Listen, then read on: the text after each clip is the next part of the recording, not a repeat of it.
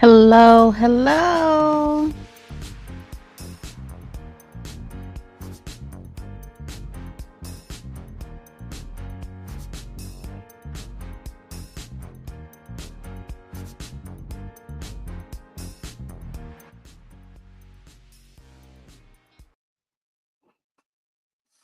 Good morning, good afternoon, or good evening. This is Pamela, and you are watching Pam Entertainment TV. Y'all, this is very impromptu. Very impromptu. I'm just coming on here really, really quick to say hello. To say hello. To say hello. Y'all, how y'all doing this Easter Sunday? Happy Easter to everyone who celebrates, and happy 420 for all of you all that celebrate. Who's higher? The most high or the weed that you're smoking?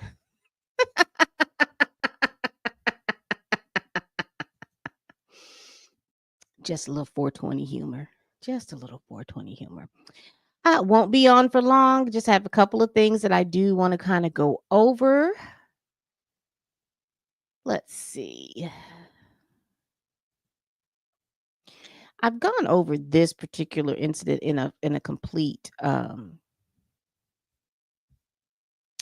video, but I am interested in it. But before I do that, listen, let me tell y'all something. I think this hookup culture that you all do, or trying to bring celebrities together for whatever reason, I'm never really understanding why. Because these celebrities seem to go back and forth with each other. I don't understand why y'all try to ship these people, put these people in relationships that they're not. Who am I talking about? I am talking about no other than Ben Affleck and Jennifer Gardner. Now,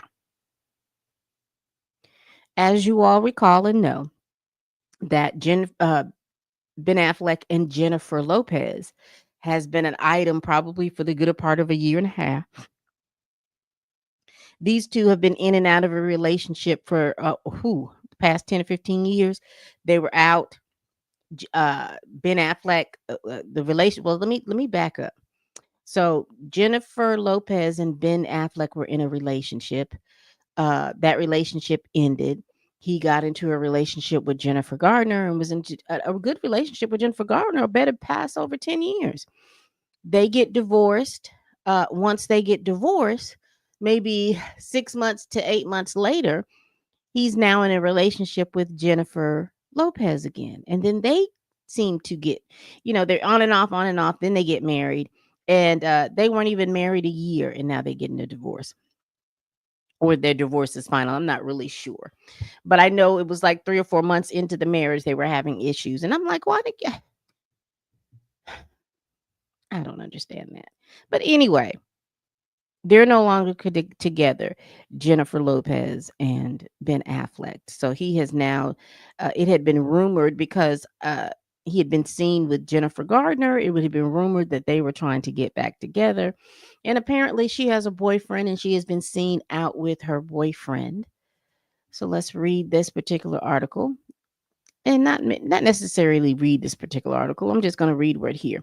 It says, this is from Yahoo Entertainment, written by Andrew Holleran. It says Jennifer Gardner has made it pretty clear whether or not she's getting back together with Ben Affleck. The longtime Hollywood actress, who was married to Affleck from 2005 to 2018, has been linked to the Town star in recent weeks. Affleck got divorced from Jennifer Lopez in 2025, just after just a couple weeks of marriage. They weren't even married that long. Why did they get married? However, it doesn't look like that'll be happening. Gardner's Pizza have made a final decision on whether or not to get back with Affleck. And why would she? Why would she, y'all? She currently was seen doing some PDA with her boyfriend. And so that makes who is she dating? Is it her co-star? Did they give her name?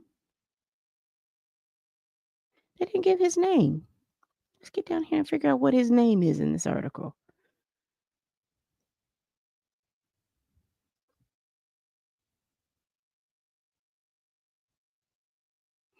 It's John, John Miller. John Miller is her boyfriend. But anyway, I looked at that article and I just started thinking about Ben Affleck. And I don't understand why no one is looking at him as the menace in all of this.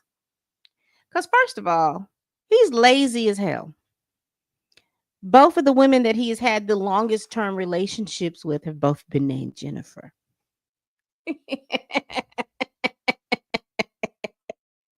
And so you see where I'm going with this. Both of them are named Jennifer. So he's never going to call out the wrong name.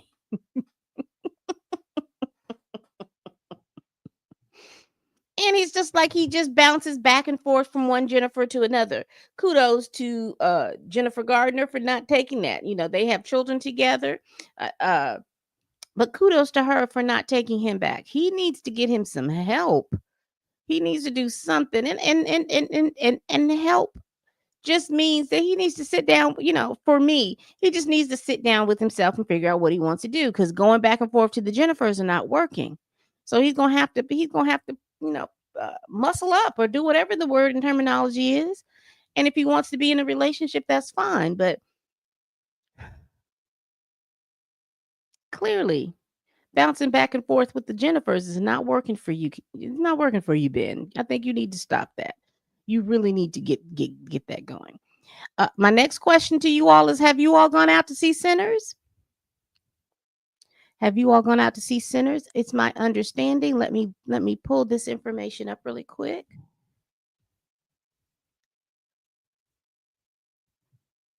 because some of the numbers in have come in for Sinners. And so far, worldwide, it's done $45 million. So we're talking about today is Sunday. So Thursday, Friday, and Saturday. Domestically, it's done $45 million, 45,600,000 domestically, and then 15,400,000 internationally, which gives us a grand total of $61 million in 2 days. Don't know what's going on today. Again, they're operating against Minecraft, The Kings of Kings, and other movies. But from what I see, this movie is pretty much banking on the successes of Ryan Coogler, the the improved acting of Michael B. Jordan playing twins, and just the concept that this particular movie is a new movie. It is not a remake. It is not an MCU DC type movie. And so I think that it is banking on that, which is a wonderful thing. I think that these types of movies will shake up DC and in the MCU to make better quality films because now they're just kind of coasting that people are just going for the sake of the fact that they like a superhero, they like a superhero ending and all of these little different things. I think that this may shake it up that people want to see they want to see a good story. They want to see a good quality story and you just throwing people in a movie just because and you're not having good quality writing, I think that this movie is one of the movies that will shake that up. I think it's coming across as a great original concept movie for the year. It seems to have received a lot of goodwill, a lot of good press, a lot of good things. So if you have not seen it, go see it. I know that there have been a lot of spoiler reviews and the mid-credit scenes and all that other stuff have been leaked out. Even with that, I think that the experience of that movie is a wonderful thing. So definitely go out and to see that movie if you like to, if you want to go see that and like it. I was on X, Lord, our favorite friend Bo DeMaio has spoken. Let's see what he's talking about real quick.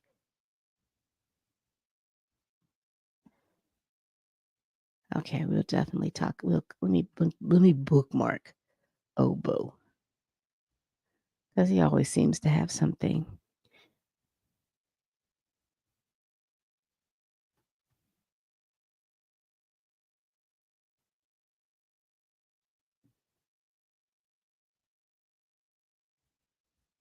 Child.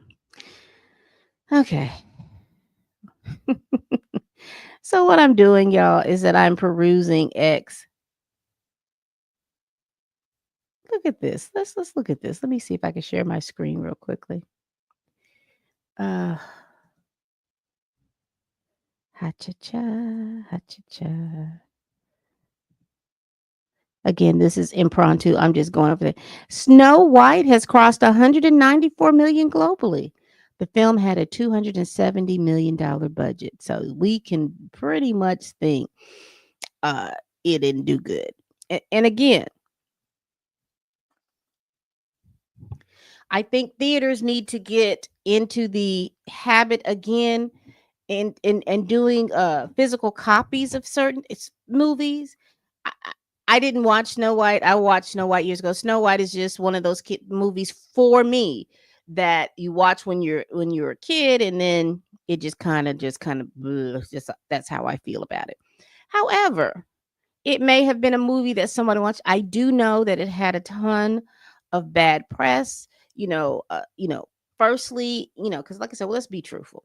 Firstly, people had issues about the character, the woman who played the character of Snow White. Uh, Initial issues about that. And then she had come out with some rhetoric that rubbed people the wrong way.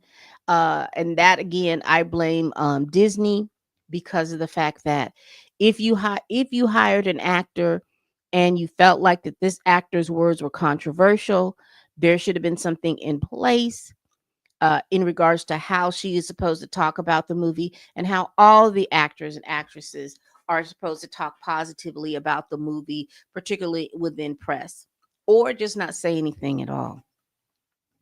So, but it has $194 million with a $270 million budget. And again, every time I think about a budget, I think about Tina over as she dreads me. I can just see her face. $270 million. They could have made this whole movie with $20 million and some toothpicks. I don't understand.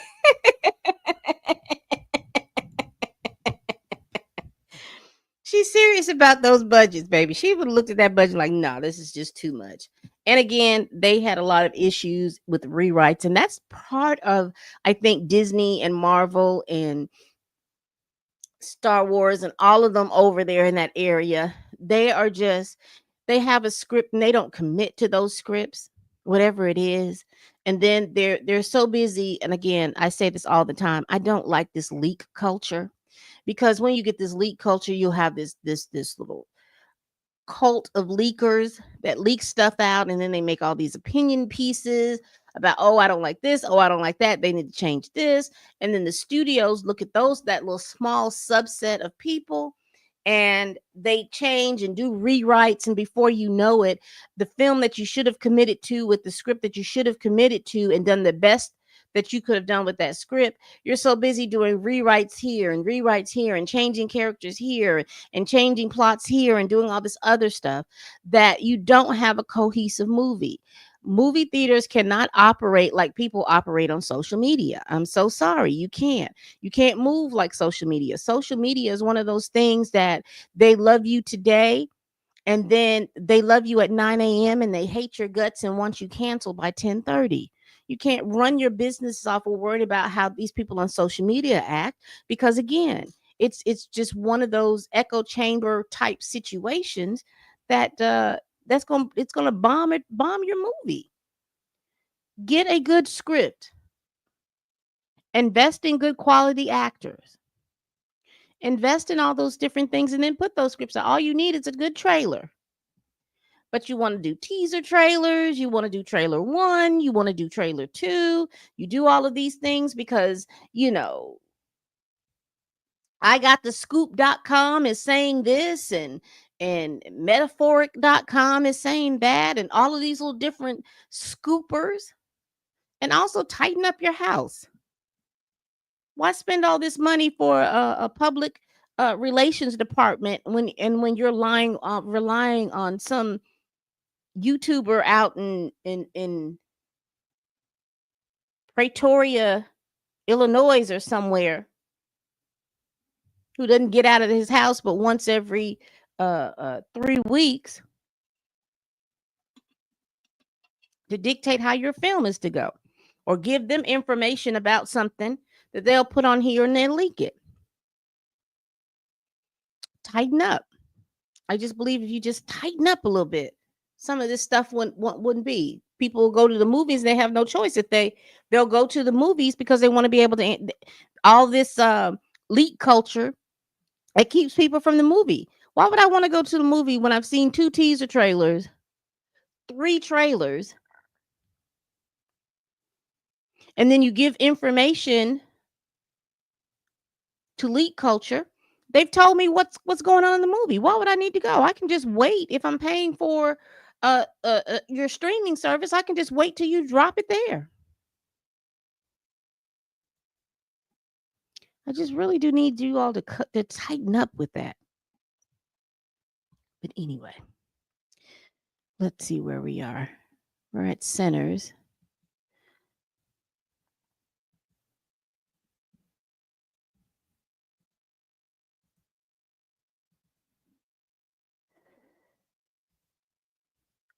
And again, it looks like Centers is 45 million, 45.6 million domestically, 15.4 million internationally, which gets us to $61 million. We're talking about 2 days.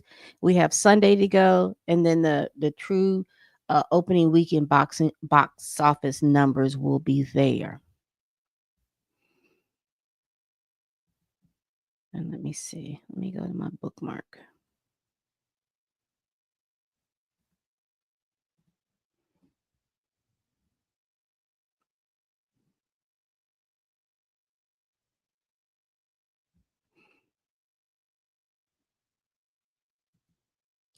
All right, here we are. We're under Bo DeMaio's. I follow Obo. I was following him with the X-Men 97, but now he's no longer affiliated with that. But I still follow him because he always comes out with some stuff that I always want to comment on. But he is quoting a Variety article that says Sinner has amassed $61 million in its global debut. It's a great result for an original R-rated horror film, yet the Warner Brothers release has a 90 million price tag before global market expenses, so profitability remains a ways away. And he says, y'all just cannot stand when POC drop greatness. So, because I've heard that, and if you go back, I did do a video where it was saying that because of this 90 million budget, and again, I still hear Tina in my head, they could have made this movie with $45 million. Why did they have $90 million? I don't understand. I love it because she just keeps you grounded on figuring out all this stuff about these budgets. But they have regardless, they had a $90 million budget. And with this $90 million budget, they are looking to make sure that they get as much money that they can. Now, I am curious with all the political stuff that's going on in our country. Is this a movie that's being seen over in China? Because I know China has a lot of different restrictions, and I don't know if horror flicks like this are allowed or play well in China. I'm not sure, but that is a big market. China is a big market with over 6 or 7 billion people. That is a huge market with 6 or 7 billion people. They don't need but 2%. 2% of their market to go see this movie, and this movie would be a success. So I am curious to see if this is something that's playing over in China, if this is, with the current political situation that's going on. But if not, I'm curious to see how this movie does overseas. Ryan Coogler and Michael B. Jordan's combination has done well overseas, particularly with the Creed franchise and the Black Panther franchise. So I am curious to see if this movie will do well, or if it's being promoted over in China. Let's see.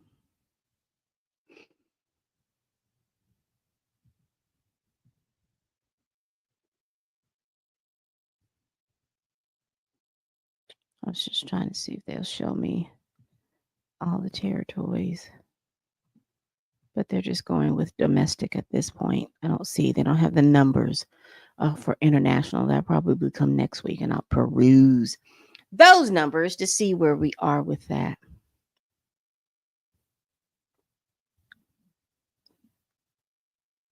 Going back to X. Let's see. Here we go.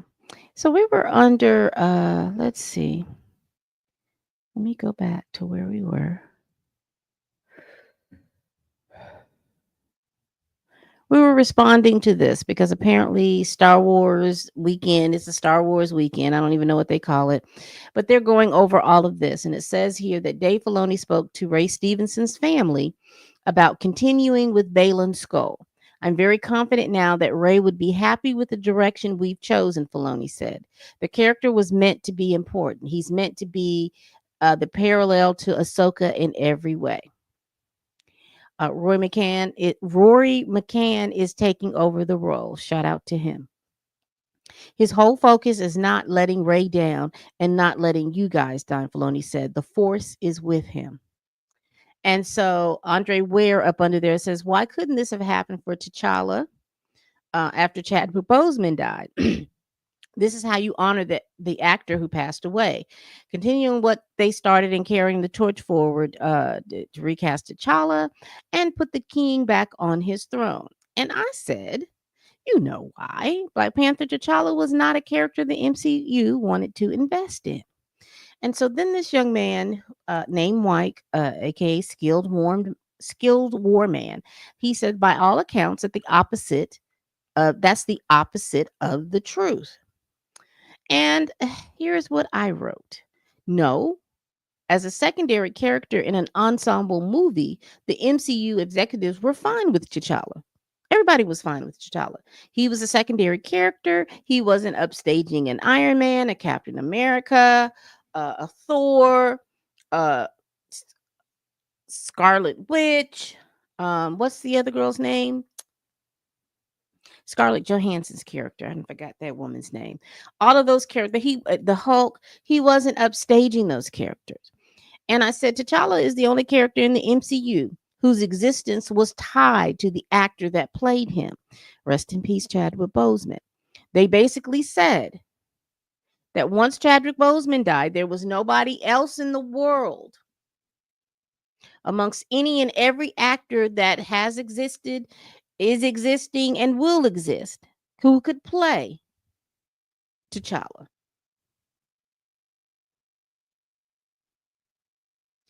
Once Chadwick Boseman died, T'Challa was systematically removed from the MCU timeline. You know, going from the MCU, he passed away. Then in the X-Men 97 timeline, he was gone. It's my understanding that there is a whole new book and feature coming out with the comic books where he is also being murked from the timeline. And you let me tell it, he's probably being pulled out of merchandising. And finally, my last piece of information is there's this big effort to gaslight us. And I call that pissing on us and calling it rain. The MCU wants to try to make a fan base believe that the child, Toussaint, is T'Challa, his father. They're two different people. They may have the same name. They're still two different people. It's a father and his son. That's just like Roy Williams Sr. is Roy Williams Jr. They are the same people because they have the same names. That's some diabolical stuff when you think about it. However, and I guess I missed my fourth point, that they did talk to the family, and the family was committed for this character to continue on. And what's even more insidious, that you all were trying to make it seem like the widow didn't want the character to go on, and when she said no, that wasn't the truth. She wants T'Challa to be in the MCU, and there could be other actors to play him. His brother said the same thing, but yet that wasn't held in consideration because everybody is supposed to be okay with Toussaint being T'Challa. Yet, Dave Filoni spoke to Ray Stevenson's family about continuing with Balon's goal, and everybody's okay because the force is with him. Interesting. Interesting how Disney and some corporations under Disney can understand it, but can't understand that with T'Challa. Quite interesting. Quite interesting. What are y'all thinking?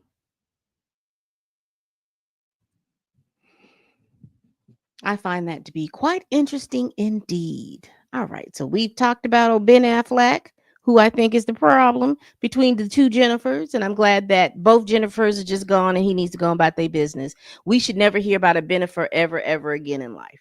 That is just too much.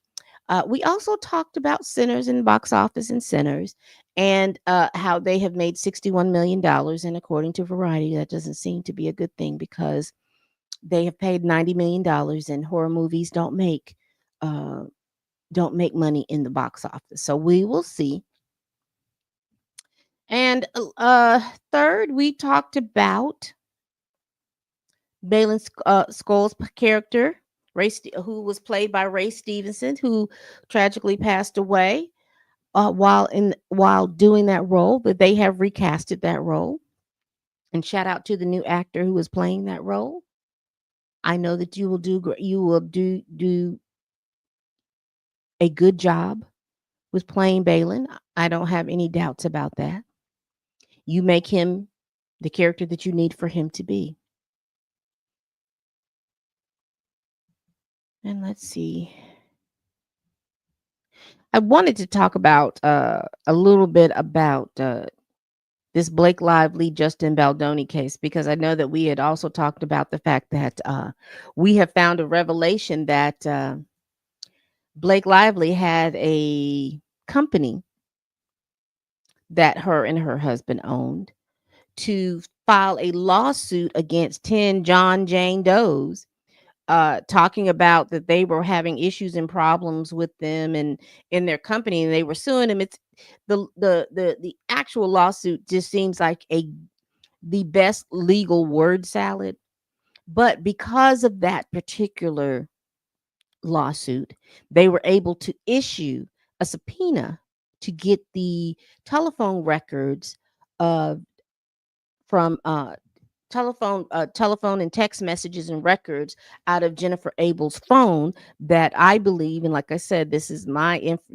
me at Pam Entertainment TV. I don't have any proof. I don't know these people. But you can't make me believe that Stephanie Jones wasn't pissed off that Jennifer Abel went to open and establish her own PR firm. They had already talked about her in another particular article on how she interacts with her clients and how she does all these. She skirts the she skirts the line of legalities and morality when she's doing all of these things for her clients, and then her clients are saying, no, I don't want that type of stuff done. And when they don't want something done, she does a little end around, um so that she does a little end around. There's something that comes out in the press about them, and then she uses that to say, see, if we had done it my way, you wouldn't have this issue. But she was the one that caused a little end around. Again, I don't know these people. I don't have any proof. I'm just trying to go over how this from what we read about her in the lawsuits, this is how she acts. She had already taken the information that she had found under Jen Abel's phone, uh, on this woman's personal information, and was sharing it with the other members of staff. So you couldn't make me believe that she didn't get pissed off that Jennifer left. And that's another thing. And this is just for you all that work for companies and they have a phone, a business phone, and you need to keep two things separate. Whatever you talk on your business phone is what you talk on your business phone. Do not do anything personal on your business phone, because if this isn't the case to show you why that's important, I don't know what is. She ended up having her telephone number strictly tied with her business phone, and she had a hell of a time trying to get her number back. She ended up not being able to get a lot of her contacts and stuff like that because the woman has her phone. Well, has her information on her phone, and all that information is locked and tied to that phone.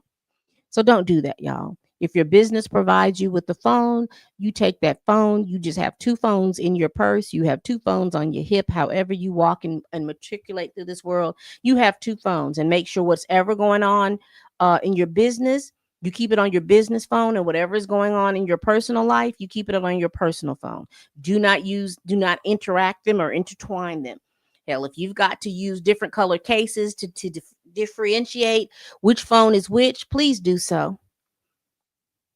Please do so, because it's sad to know that someone is taking your personal information, because with all of this information and even how we operate on the internet, uh laws have not caught up with technology. And so we are literally operating on an honor code out here with these people, and everybody is not honorable. There are a lot of scammers and cheats and people who are very sensitive, and you end up, and your information is everywhere. But anyway, that's just a PSA from Pam Entertainment TV. And I did want to go over that information with Blake Lively, but as I realized, as I look at it, I don't want to. I'd rather wait and do just do a whole show with them, because of the fact that things are ratcheting up. We've got several motions to dismiss out, and I do see within the next week we're going to start seeing some answers. The judge is going to probably start answering whether or not these motions to dismiss will be granted or honored or not. So I'd rather go ahead and dedicate a stream for that. All right, people, we've done a good job today. Let me just go back over to make sure.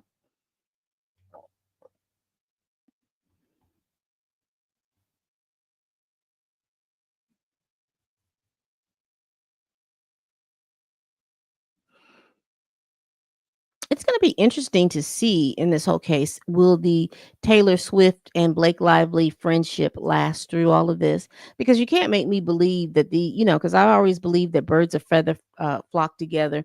So you can't make me believe that Taylor Swift doesn't do some of the thing, or they don't act similar in certain things. You can't make me believe that. I'm just wanting to see how I'm interested to see if Brian Friedman's team, that's Justin Baldoni's attorney, will they dispose Taylor Swift? Because I know she's trying to avoid that like the plague. And and if they are smart, there are going to be a lot of different questions that they need to ask Miss Taylor Swift. And some of them should be personal and more questions, because she's trying to act like, oh, she didn't know what was going on. She didn't know what was happening. So I'm really curious to see whether or not that she's going to be what kind of questions and things like that they're going to ask her, and what kind of answers, or is she going to be working not to be deposed. So that's all I had to say about that. What are you all thinking about today? Are you all enjoying your Easter Sunday? Are you all enjoying your 420? Let me know down in the comments. All right, people, we do this every week. Please like, comment, and subscribe. Please share this video if you care. Y'all, please tell a friend, tell a kin, tell a coworker, tell that heifer that you can't stand that I'm over here making my videos. And if you are on X, make sure you click that heart button so I know that you all are watching. If you all are on Twitch, do what you got to do over there. And if you are watching me on YouTube, please hit that like button. And if you are interested in any of my content, subscribe, subscribe, subscribe. All right, people. As always, bye bye.